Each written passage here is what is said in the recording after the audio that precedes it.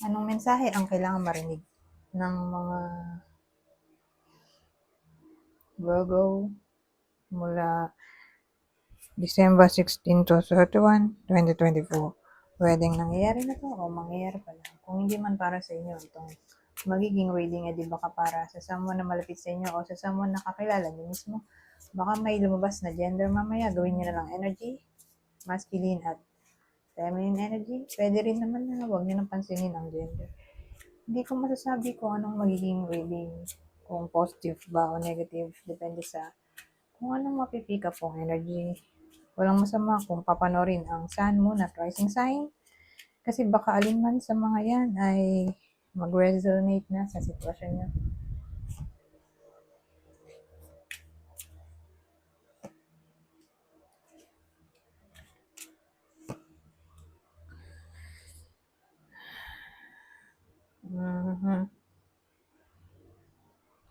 Hierophant, the Empress, Six of Cups, Three of Pentacles.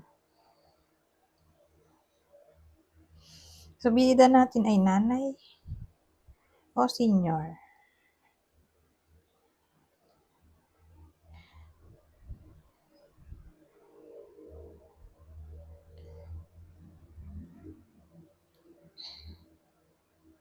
Kasi ang dating, may chance na magbalik yung may magbalik na someone from the past. Pero tong nanay na to o senior, kasal na siya. Pero sino to? Na someone from the past na maaring makakollaborate ng iba sa inyo. Someone from the past.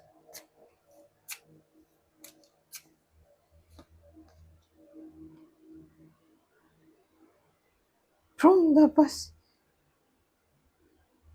Pero kasal siya. Hindi naman sinabi na single siya ngayon. Sabagay, rekindle, ano naman to eh. Rekindling, ano yun? Nakalimutan ko yung exact term eh. Rekindle ng relasyon sa old flame. So, kasal pa rin naman siya dito. Hindi naman sinabi na single siya ngayon o naghiwalay sila ng asawa niya. Pero sa case na to, ito. So, ex-husband to. Ex-husband niya yung magbabalik na may chance ng teamwork o collaboration. Kumbaga, mag-ex na sila, pero hindi pa rin sila hiwalay legally. Hiwalay na sila. Oo, hindi na sila nagsasama sa isang bubong.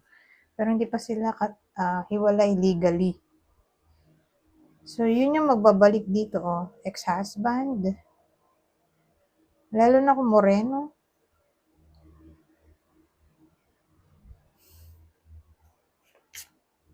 So, ito, magko-collaborate sila ulit o kakaroon ng partnership o teamwork.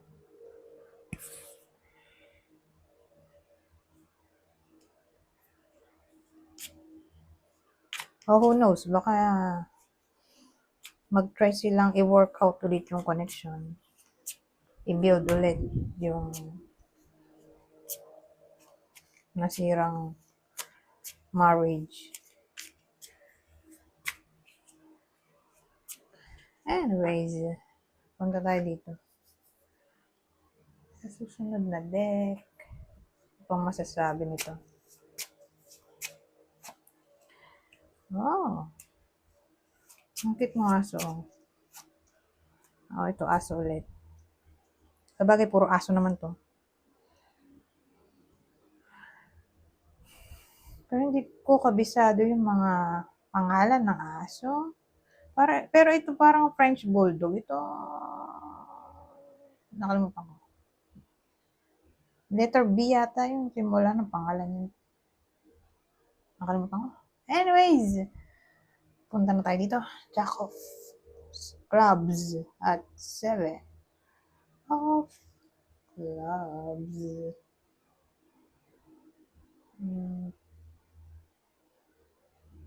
Oh, Jack of Clubs. Seven of Clubs. Promotion to, oh. Promotion? Kasi magigain kayo ng somewhat popularity dito. Kaya, mapopromote.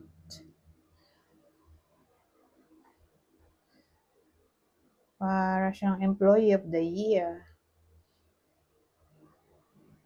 O siguro dahil maganda siya makisama o makitungo, kaya ipopromote.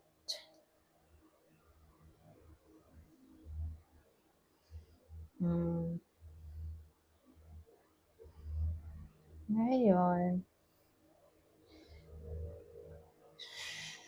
sabihin natin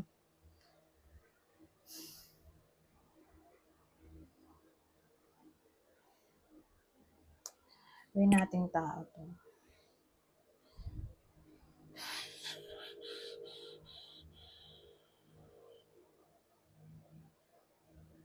May tutulong sa inyo.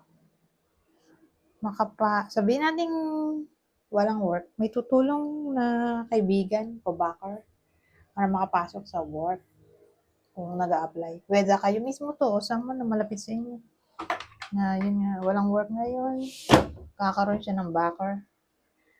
At yun yung magpapasok sa kanya sa company o kung saan man yan.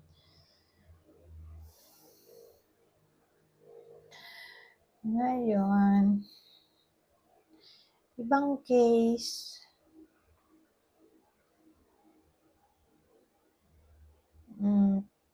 parang suswertein sila sa business kung ang makaka-partner nila ay someone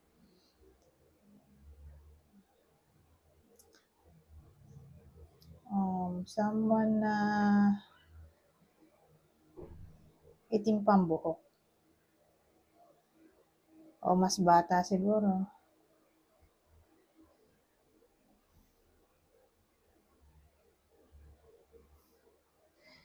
Ayan, maisip eh.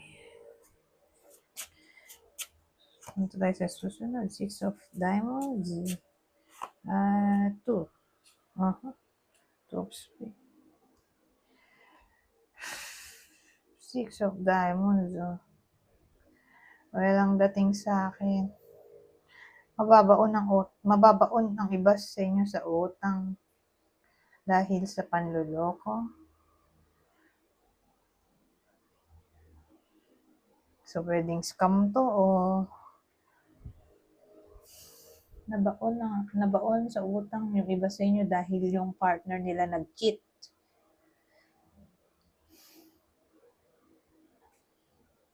At yung iba sa inyo ang sumalon ng utang niya.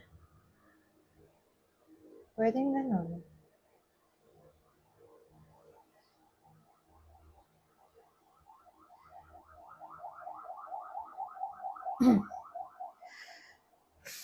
So again, in general na lang, beware sa pera.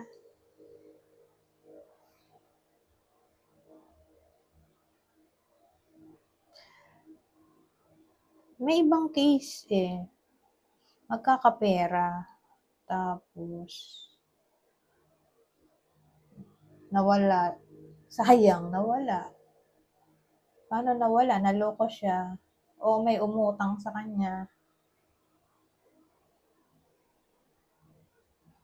Hindi niya na-enjoy yung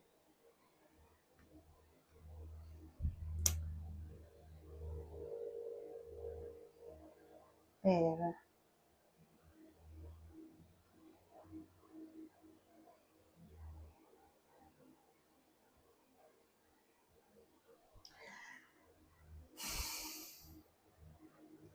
Ngayon, ibang case,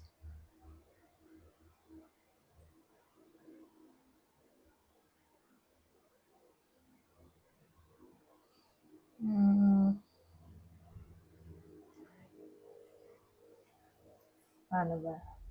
Ibang case. Yung tatamaan ng cheating. Siguro, dun lang to tatama sa mga tao na dalawang beses ikinasal. Okay? Doon lang siya tatama. Yung pangalawang kasal.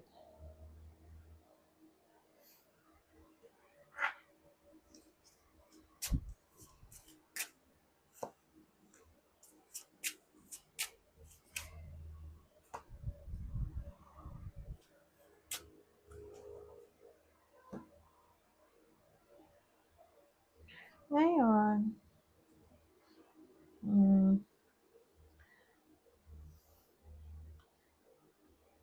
excuse me. 4 of Hearts. 5 of Hearts. Oh. Well, ang dating sa akin, magiging prone ng iba sa inyo sa jealousy. Whether kayo yung magsiselos o may magsiselos sa inyo.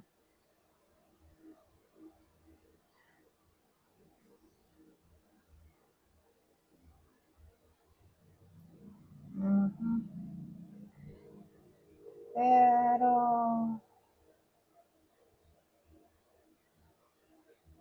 clarify natin tong 4. 4 Hearts.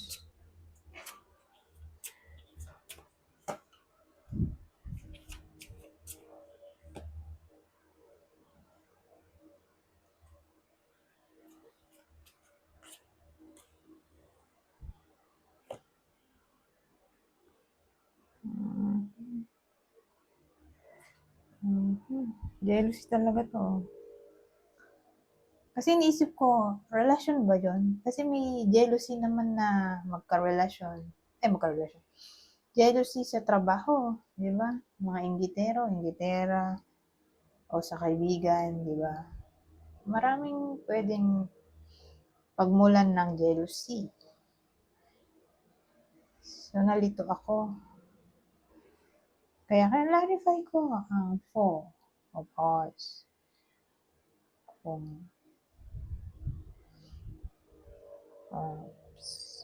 Kanino, paano tayo magkakaroon ng idea? Relasyon na to. Jealousy sa relasyon. May Knight of Cups kasi tayo. Yun yung nag-o-offer ng feelings. So, someone na sabihin natin admirer. Kasi romance din naman ang meaning nito Knight of Cups. Ito, disappointment na. Ito, rivalry o competition. So, again, dun nagmula yung jealousy. Diyan sa Knight of Cups na yan. May someone new. O someone else sa picture. So, malinaw na dun sa relasyon tatama to may someone else. Pero kasi pag ganyan, probably someone new, as in, dito X, someone new. Okay? Yung third party, ngayon, kuha tayo ng ibang idea dito.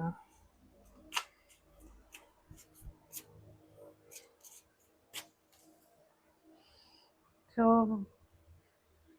ito yung partner.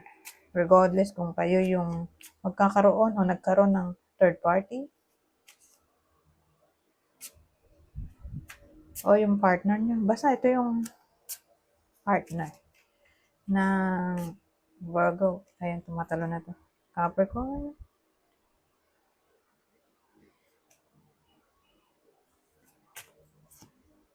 O Capricorn. Virgo. Libra. Alin man dyan. Ngayon, punta tayo dito. pang masasabi nito. Flow.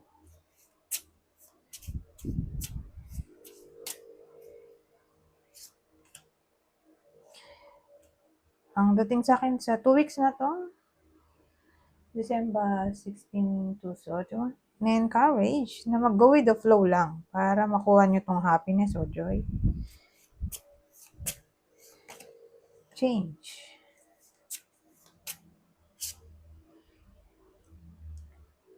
So, iba pang advice ay i-embrace tong change para makuha nyo tong tranquility o relaxation.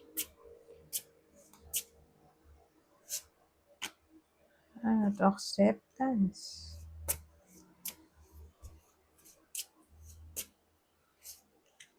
Oh, acceptance ng apology. Maraming case yan. Minsan kasi meron ding self-hatred. Hatred pala. Self-hatred. May iba naman na mag-away talaga. May kaaway na iba. So, case-to-case basis. Na para bang na-encourage na i-accept ang forgiveness o maging open sa topic ng forgiveness sa 2 weeks na to. Anyways, hanggang dito na lang. Goodbye for now.